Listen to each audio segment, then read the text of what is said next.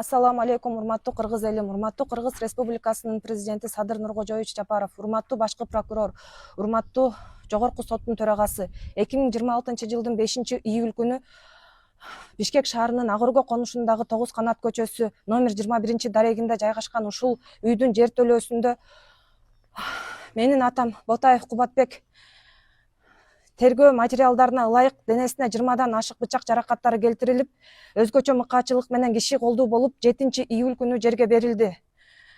Бул кылмыш боюнча айыпталып жаткан адам ушул үйдүн ээси, өмүр бою онколог хирург болуп иштеп келген дарыгер Бейшебаев Талап Каныметович. Бүгүн биздин бүтүндөй үй бүлөбүздүн асказоосу кулап турат. Атабыздан айрылуу менен үйүбүздүн тиреги, күчү, коргоочусу кетти. Мен мыйзамда каралган эң адилеттүү, эң катаал жаза колдонулушун суранам. Мен Кыргызстанымдын мыйзамына ишенгим келет. Урматтуу мамлекет башчысы Садыр Жапаров, урматтуу укук коргоо органдарынын башчылары, сиздерден биздин үй бүлөнүн кайгысын жүрөгүңүздөр менен сезип, бул иштин акыйкат жана мыйзамдуу каралышына жеке көңүл бурууңуздарды суранам.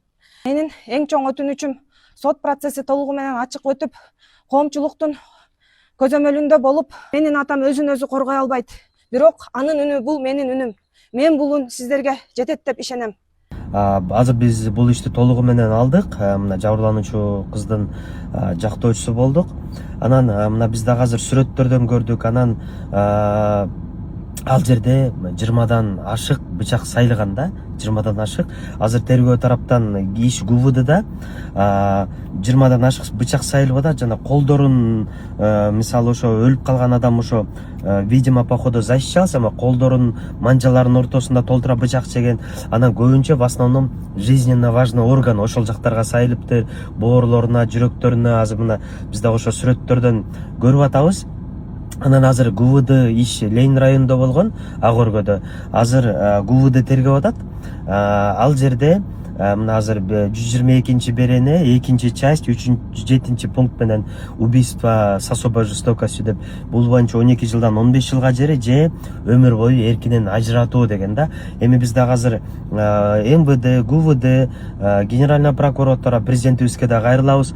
Ушул ишти толугу менен көзөмөлгө алып берүүңүздү, ал үчүн биз дагы объективдүү тергөө жүрүсүн биз дагы талап кылат элек. Эми биз дагы мыйзам боюнча буга да пожизненного деп дагы айтабыз. Биз дагы эми өмүр бою эркинен ажыратуу боюнча да сотко дагы ошол өтүнүчтөр менен иш боюнча иштейбиз.